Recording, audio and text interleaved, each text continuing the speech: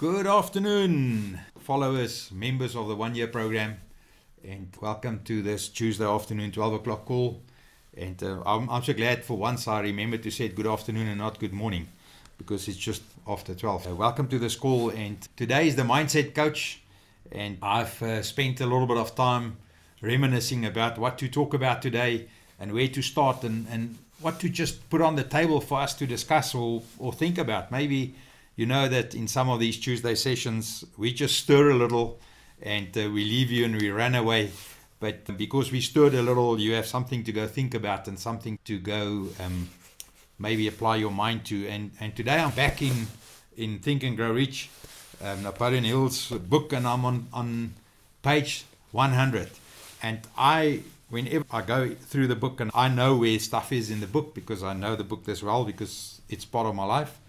But I like the fact that on page 100, we talk about what we talk about, because it's the centenaries. It's 100 just means something different. And on page 100, my apology, we have a document that I've sent to you guys. You have it. It is in the back office where you go through the program. It is part of the back office, and most probably you've downloaded it. I have a copy of it. That's a nice copy that's close to hand for me as a person. But the major attributes of leadership, the major attributes of leadership. And for me, it's important because I see myself as a leader. I see myself as a leader in my industry. I see myself as a leader in what I do. I see myself as a leader. It doesn't matter where I go, what I do. I see myself as a leader, and I always act as a leader. I never ever for one moment, even if I'm in a place where I only serve, I still am a leader because I have that built in me. Whenever they call for something, to organize something, to do something, to say something, they will call on me because I am a leader. And it's something that you decide the day that you realize that you are a leader, because every one of us is born a leader. We are a leader, but not all of us take the mantle. Because if you want to become a leader, if you want to be a leader in the true sense of the word, you have to, at some point, as you grow older, in your formation years, and as you grow older, you have to at some point decide, you know what, I am a leader. I confirm this. I am a leader, and I'm going to act like a leader, because leaders act different to other people. You can be in a room full of people that you don't know, and you just casually chat and meet one or two of them, casually interact with one of them, and you will, when you leave that room, you will be able to tell someone else, you know what, Piet, Koos, Sunny, Katrien, they are the leaders in this room. They are the leaders in the room that I identified by being in the room. But actually, every person in the room is a leader. Not all of them has accepted the mantle of a leader. Not all of them has stood up in their role, in their function as a leader. Not all of them recognize in themselves they are a leader. And sometimes people are leaders and they accept the mantle, and something negative happens and it put them back, because what happens, that influence, that external influence where they're at that moment, they allow that external influence to curb their leadership, to curb them in how they present themselves, to curb them in how they act themselves. I know I've been in places where I stood up as a leader, and then I get pushback from people that are appointed as leaders in the room, in the situation, and they push back because how can you do this? Because you're not the leader. I'm not the leader in the room appointed, but I am a leader in the room by design. I am a leader in the room by who I am. So it's always important for us to be cognizant of that, and to allow other leaders where they are appointed to allow other leaders to do what they do, and to actually be the leader in the room, and to allow people to be the leader. And I'm in Carl's office on his computer, and something that I stand to do on my computer, I didn't do on his computer, so I've been in a gallery view all the time. My apology for that on the video, because I know that will influence the video. So for those that watched until you're on the video, that's what happened. But rectify that. But if you go look at leadership, and in the book on page 101, the Dalmatian page, it says two kinds of leaders. There are two kinds of leaders. Now, once I decided that I'm a leader, once I step into my role, into my function, into my position as a leader, because it is something that you step into. Remember, in corporate, leaders are appointed, but in life, leaders stand up. I know you didn't hear what I just said. In corporate, leaders are appointed. In life, leaders stand up. So if you're a leader in life, you will stand up wherever you are without appointment. You will not wait for someone to tell you that you are now a leader. You will not wait for someone to recognize you in the room before you be a leader. You will just be who you are. You will be the leader, and you will do as a leader does. And I can hear Carl here in the background in the office. And thank you, Carl. He's just bringing me a cup of coffee. How cool is that? The business coach bringing the mindset coach a cup of coffee while on the call. Thank you, Carl. Appreciate that. And the key is, if I now go look at these two kinds of leadership, and essentially there's two kinds. There's a myriad, but essentially there's two kinds. And they say on page 101, they say two kinds of leadership. That's my words, that's written in the book. It doesn't say it there, but I've got a heading in there, handwritten, as I have a lot of handwritten stuff in the book, as you've seen on some of my slides through the journey. But there are two forms of leadership. The first, and by far the most effective, is leadership with the consent and sympathy of the followers. Leaders with the consent and sympathy of the followers. Now, that is in life, is how you position yourself as a leader. I find the consent of the people in the group.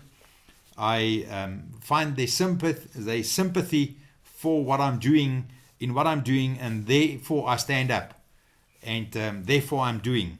The other flip side of the coin, the second, is leadership by force. And those are a lot of times people that are appointed into leadership because they don't believe that they're the leader, but they're appointed. They have to now enforce their appointment. And sometimes that goes wrong. Sometimes that's a problem. So whenever you a leader, make sure that you find the consent of the people in the room. Make sure that you win them over. Make sure that you get the sympathy. People want to do it not just before themselves. They want to do it for you. They want to act, they want to do for you, because that's what a leader is. Someone that can get people to stand up and do for you. Hello, Jason, I see that you arrived. We're on page 100 in Think and Grow Rich, buddy. And we're talking about the major attributes of leadership.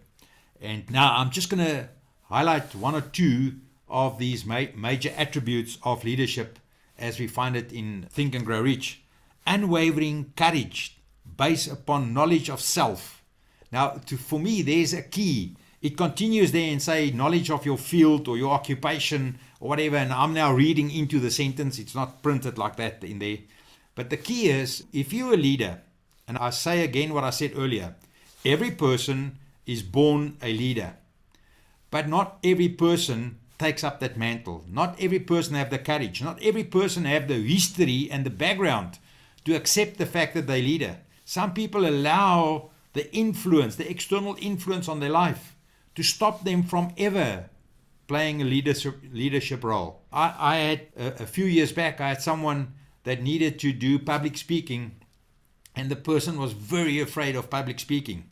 And I had to help the person to overcome their fear of public speaking. But in the end, we worked on the person's acceptance of self. It was a whole different session. It was close on a counseling session, although it was coaching, but it was more counseling for the person to find and accept themselves because of the history of what happened in that person's life that allowed them to allow certain things to work on them. So when they had to stand up, when that person had to stand up before people, their background, their past, the influence on their life, what happened in their life was what's standing up, and not the person. And I had to help the person in that. And that's what I love this when I saw this in Thinking, when after meeting with that person and helped him, and I looked at the leadership, and the first one, unwavering courage based upon knowledge of self. And guys, girls, that's what we do with the 1 year program. Every one of you that's on this program, you have been working on yourself. So I want you to, just for one moment, just for one moment, just where you sit now, just think, what is it that you worked on yourself, wherever you are in the program at the moment? What is it that you are busy working on yourself? What is it that you've spent time with already? Because if you can truly, honestly tell me nothing, then you miss something. Because through the 5 coaches, everyone at some point has given you something to go look at, to go, and even if you decide this one is not for me, that one's not for me, but there will be stuff in there that you worked on yourself in the bigger scheme of things. But then I want to pull this closer and say, okay, but now go look at it from a leadership point of view. How far are you in your standing up with your mantle? How far are you in standing up as a leader? Do you see yourself as a leader? Can you see that you have leadership attributes that you can bring to the table when there's a group of people together?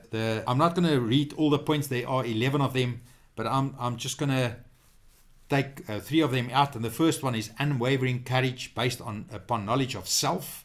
And then the other one that I want to take out is number 5, or the number 5 attribute or factor that listed here. And it says definiteness of plans. Definiteness of plans. And remember, I've talked so many times about this that I think that by now you should have your plans in order, because you have the goal setting coach that's only working on that 24/7. But definiteness of plans. The successful leader must plan his work and work his plan. Do you have a plan? And we are on this call somehow linked in some form or way to crypto. And do you have a plan? Are you within a plan? Do you have a plan for your life? Do you have a plan for your work?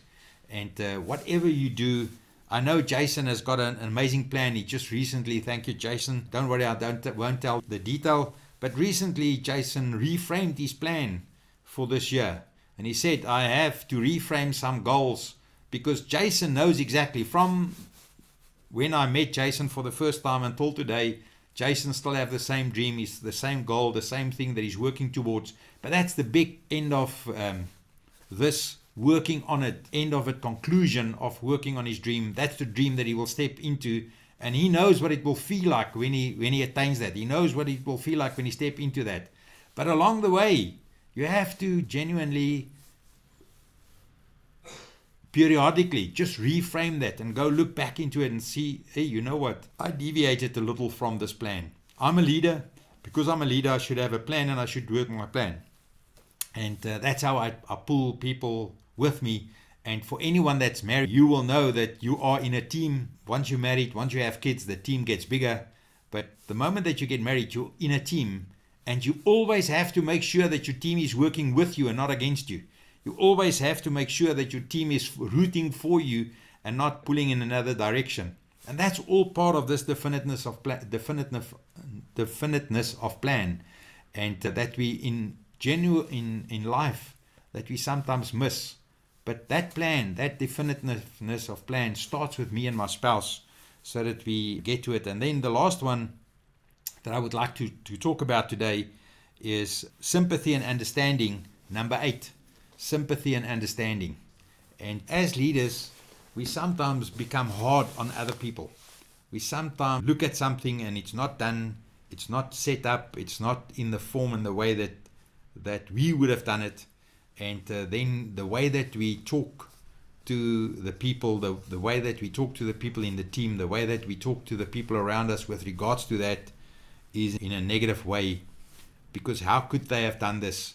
Because we've said this so many times. We reiterated it so many times. How can they, at the wrong frame of, in the space, in the place where we are with regards to this plan? And so I just wanted to go look at the attributes of a leader, or the attributes of leadership, and just remind us that it is something that we work on continually. It is something that we have to be cognizant of. And I see Jason just received his coffee as well. And the key is that we should work on this continually. And we as a group are busy encouraging, helping and assisting one another to go find the leader in us and to go be that leader out there in the marketplace. I've enabled you to unmute. I would like you to just talk about us this today, to just talk about us as leadership in general, and just add what you feel you should add in that area. Maybe it's connected to something that I've looked at as a leader. Maybe it's not, but what is it? Where are you with regards to leadership at this moment? Any one of you that would like to add something, say something. Otherwise, I'll have to song and dance for you and get out of here. Jason, I'm so glad that you and... Sorry I'm late, everybody. Good afternoon. So my previous life, I worked for corporate. I had 12, 13 stores and a total of 1,100 people below me. But that is not what I want to talk about. When it came to a monthly managers meeting where I had perhaps 20 or 25 people in a meeting and I had to host that meeting, my stomach used to crunch up. I used to have the sick feeling. I used to find an excuse why I can't be there. You know what I mean? I used to hate talking to people, really, in a group of people. Absolutely hate it. And I felt that way even after I left the company. But you can see today, I'm happy can talk to 5,000 people. And there's only one person I need to thank for that, and that is for Dani. Thank you very much for throwing me under the bus 2 years when I had to talk to at least 20 people. And thank you for what you've done for where I am today. But now, Dani and I used to work together in a company, and I promise you, Dani and I didn't used to get on. 4 years ago, Dani and I didn't used to get on. We used to agree to disagree. Can you remember that, Dani? Yeah, I absolutely remember that. But today we're best of mates. And it just shows you, a person like that, like myself, couldn't even talk to 20 people. And my belief system in those days was that I cannot do this. Yet today I can talk to whatever, 5,000 people on a Zoom. So yeah, thanks, Dani. Cool. Yes, Jason. It is so important for us to just go and think back. Jason, 4 or 5 years ago when we met each other in the other business, we weren't natural buddies. We weren't singing off the same hymn sheet. And we found each other. And today we have a testimony of you influenced my life and I influenced your life. And we even look forward to being in Kruger at the same time later this year. So how can that be the conclusion or the end of a good relationship? And I absolutely on our relationship. Thank you, Jason. Hi, everybody. Okay, so early 2000s, I was in the military and I was developed as a junior leader. So I went through the ranks quite quickly and I ended up in School of Tactical Intelligence in Potch as an instructor. And one of the courses I had to present was non-conformative officer training, NCO formative, so we trained corporals and sergeants. And my favorite subject was leadership, because it was the first time that I actually realized what leadership is about. Obviously, you study the different kind of leaders you get, especially in the military. And after the military, going through different construction companies where you have people that's been appointed in positions, I realized how great of absence we have in people, or in some people, being appointed as leaders or as managers. So for me, a person is a manager or a director until the day that I trust him, that I can work with him, then he becomes a leader to me. I don't recognize a person as a leader because the clear difference is the one guy is appointed to manage a section and another guy is, like Dani said, the people working under him willingly follows him, trusts him, and will do anything for that guy, purely not because of the position he's been appointed to, but because of the role that he fills and the direction that he can give you. So for me, that's a very important thing. I've seen recently, again, a person being appointed in a position where everybody in that department despises working with this person, and how this person is trying to use force and fear to lead people. And if you don't conform, they get rid of you, as simple as that, which is extremely wrong. So leadership is extremely important. I think all of us, especially when you become a parent, you become a big leader, whether you want to or not, but that's just part of the job. And you need to step up to the plate, because if I have an opinion about children today and how people tend to say, but look at the children of the day, but it's not the kids of today, it's the parents of today.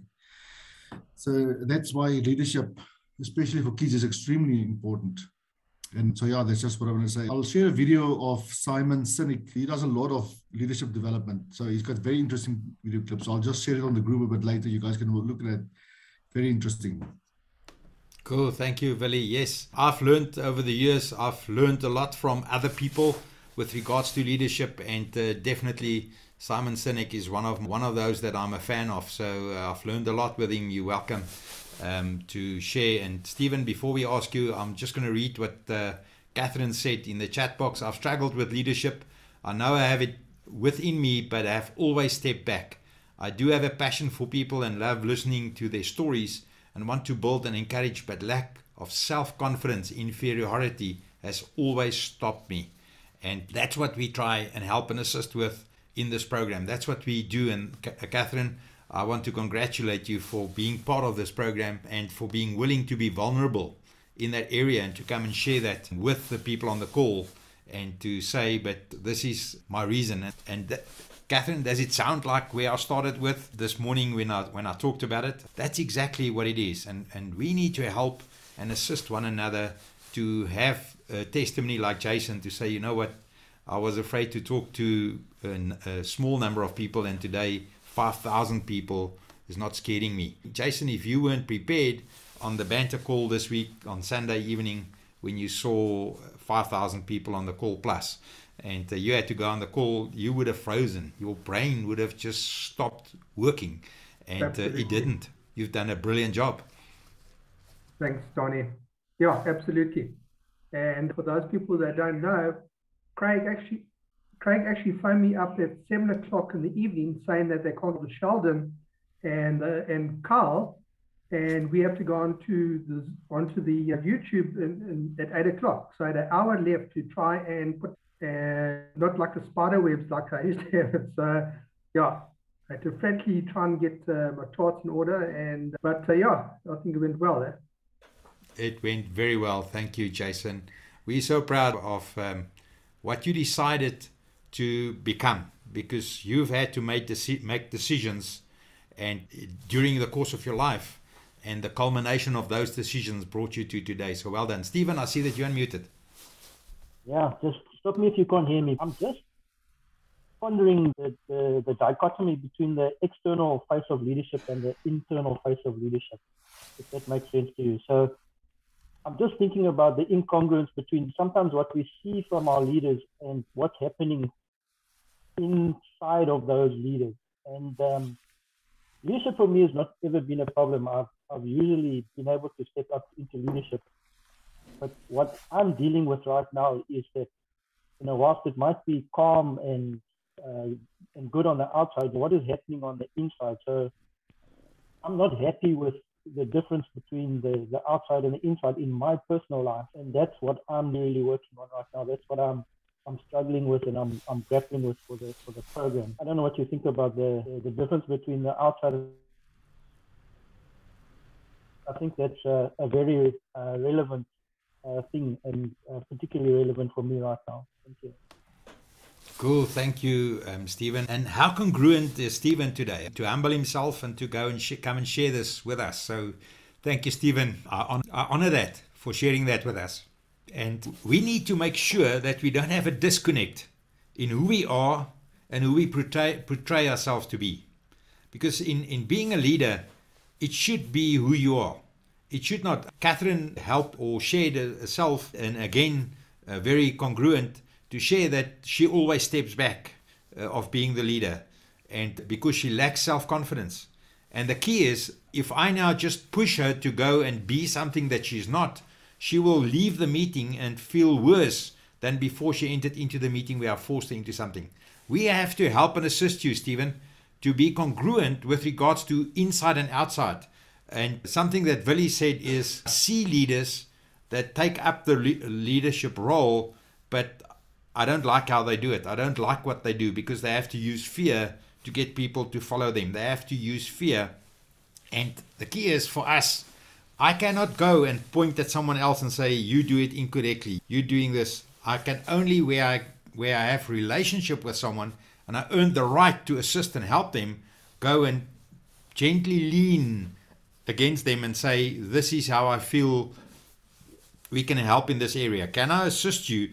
And start having a conversation, because talking about these things, Stephen, starts with a conversation with a few questions in it, and the person asking the questions willing to allow you to give them the full answer and then some more time.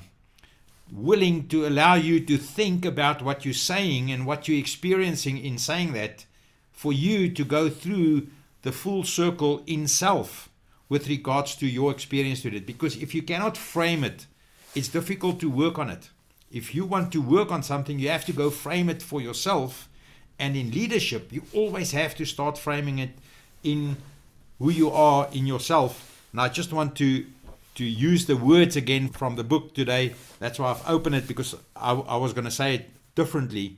But that number 1 on page 100, Stephen, number 1 on page 100, unwavering courage based upon knowledge of self.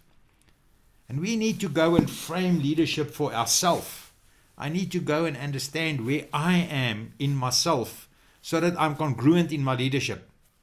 Otherwise, it's a leadership that's sporadic. The others are there, and you can go read them, that will tell you that you will be an up and down leader. You will be this way now and that way then, because you follow what you think is important for the group. You follow what you think is important for someone, and it should come from inside, but it should get to the outside in the same form that you framed it in the inside.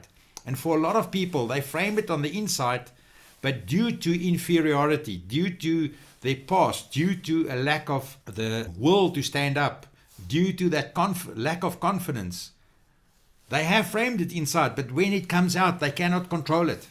It's uncontrolled when it comes out, and it gets out again in that bossy, you will do the Hitler type of tone, and that's the problem. So, Stephen, maybe you and the life coach should have a one-on-one at some stage. And once you've done that, you can contact me, and we will have a one-on-one with regards to the same area, and just brainstorm, just talk about this, because all you need someone to ask you a few questions and willing to sit and allow you to talk through that so that you can frame it better for yourself. And I don't want to make a diagnosis or something in this short space of time with the limited info, but I will suggest that we start with a conversation, and that you start with a conversation with a life coach. And then once you've done that, and you have the courage, have a conversation with me with regards to the same points. And I will gladly help you. Sandile, I know you at work. I don't know if you're able to unmute and contribute, or if you're just in listening mode. But I know Catherine is at work. Ladies and gentlemen, it was amazing spending time with you again. I absolutely love these meetings. Thank you for your congruence. Thank you for everyone sharing, for absolute congruence, for being honest to yourself, and not now once you get off the call think, but I should have said this or said that. I shouldn't have said this, because you were congruent with yourself. So you have nothing to go and think about, and should I said it better or not? Because I could feel that you were congruent with yourself. You didn't try and portray something which was not who you are. And that's the key. That's where we want you to be as a leader. That's where we want you to be as a person. So whenever I step away from the meeting, I don't have to go back into that meeting. Because while I'm not sure who I am, I'm not sure who the people perceive me, I step away from the meeting and I'm back in myself, and I try and work through what happened in the meeting and what could I have done better. And all that I need to not do that is to have the knowledge of self, to know who I am and where I am, so that I can go into the meeting and contribute and step away from that meeting without having to go back into that meeting. And I can remember in my earlier life how many times I had to go back to a discussion with someone. I had to go back to a meeting in my own mind and mull over. But if I said this, if I said that, if this, if I should this. And it was purely because I wasn't congruent. I haven't had enough knowledge about who I am myself in this situation as a leader to understand the fact that was done. It's congruent. It's there. The inside and the outside met each other, and they were congruent with one another, and I made a contribution. And that's the beautiful part. That's when you stop second guessing yourself. That's when you stop walking away from a meeting with someone with regret and think, maybe I should have done that. Thank you everyone for participating today. I'm going to say thank you for joining us, Sandile. I'm at work. Okay. Thank you, Sandile.